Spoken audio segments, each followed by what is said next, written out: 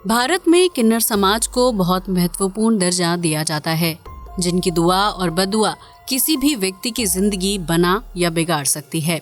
शादी, ब्याह या बच्चा होने की खुशी में घर घर नाच गाना करने वाले किन्नरों की जिंदगी बेहद रहस्यमयी होती है, जिसके बारे में हर आम इंसान जानना चाहता है। इन्हीं रहस्यों में से एक है किन्नरों की शादी से जुड़ा राज, जो आज भी कई लोगों के लिए अनसुलझी पहेली बना हुआ है। तो आइए जानते हैं किन्नर समाज में होने वाली शादी और उससे जुड़े रीति रिवाजों के बारे में। भारतीय समाज में किन्नरों को हिजड़ा और थर्ड जेंडर जैसे नामों से भी जाना जाता है, जो अपना पेट पालने के लिए लोगों द्वारा दी गई भेंट और पैसों पर निर्भर होते हैं। किन्नरों की दुनिया आम इंसान की जिंदगी से बिल्कुल अलग होती है। इनके यहाँ जश्न और मातम को लेकर भी अलग अलग रीति रिवाज निभाए जाते हैं। माना जाता है कि किन्नरों के पास अद्भुत शक्तियाँ होती हैं, जिनके बल पर वो लोगों को दुआएं देते हैं। यही वजह है कि भारत में किन्नरों को काफी मान सम्मान दिया जाता है और लोग उनसे भूलकर बद्दुआ नहीं लेना चाहते।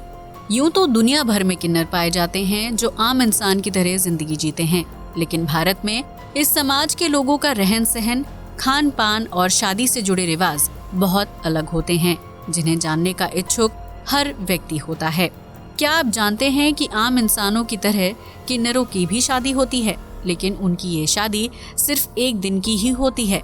तो आइए जानते हैं कि आखिर क्यों किन्नर करते हैं एक दिन की शादी और कौन होता है उनका पति। किन्नर करते हैं एक दिन की शादी। हमारे समाज में दो तरह के किन्नर पाए जाते हैं, जिसमें महिला किन्नर और पुरुष किन्नर शामिल हैं। लेकिन दोनों तरह के किन्नर अपने जीवन में एक ना एक बार शादी जरूर करते हैं, जो उनके समाज का अहम नियम होता है। किन्नरों की शादी सिर्फ एक रात के लिए होती है, जो उनके देवता इरावन के साथ की जाती है। किन्नर समाज के सभी सदस्य एक ही दिन इरावन देवता से शादी करते हैं, एक रात के लिए उनकी सुहागन बनते हैं।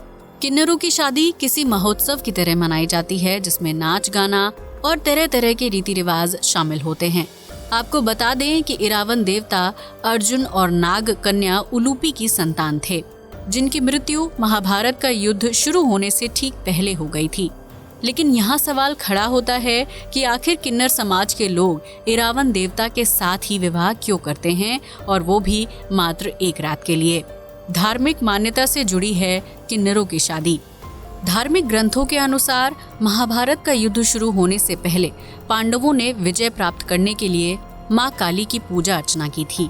उस पूजा में एक राजकुमार की बलि देना आवश्यक था। ऐसे में जब पांडवों ने बलि देने का निर्णय किया, तो कोई भी राजकुमार अपनी बलि देने के लिए तैयार नहीं हुआ। इस स्थिति को देखकर अर्जुन के पुत्र इरावन ने कहा कि वो युद्ध में पांडवों की जीत के लिए खुद की बलि देने को तैयार हैं। हालांकि बलि देने के पहले इरावन ने ये शर्त रखी कि वो अविवाहित नहीं मरना चाहता, इसलिए पहले उनका विवाह किया जाए। जब पांडवों के सामने ये समस्या खड़ी हो गई कि कोई लड़की इरावन से सिर्फ एक रात के लिए शादी क्यों करेगी, क्योंकि इरावन के बलि देते ही वो विधवा हो जाएगी। ऐसे में पांडवों की समस्या का समाधान करने के लिए भगवान श्री कृष्ण ने मोहिनी का रूप धारण किया और पांडवों की नगरी में जा पहुँचे। मोहिनी के रूप, रंग और बल खाती चाल से नगर का हर निवासी उसका दीवाना हो गया, जिसके चलते पांडवों ने मोहिनी के समक्ष इरावन से विवाह करने का प्रस्ताव रखा। भगवान श्री कृष्ण की लीला काम आ गई और उन्होंने बिना देरी किए मोहिनी रूप में इरावन से विवाह कर लिया, जिसके बाद अगली ही सुबह पांडवों ने इरावन की बलि दे दी। इरावन की बलि चढ़ाने के बाद मोहिनी विधवा हो गई और उसने इरावन के मृतक शव के सामने अपना सारा श्रृंगार उतार कर घोर विलाप किया। मोहिनी के विलाप से समस्त पांडव नगरी में मातम का माहौल छा गया।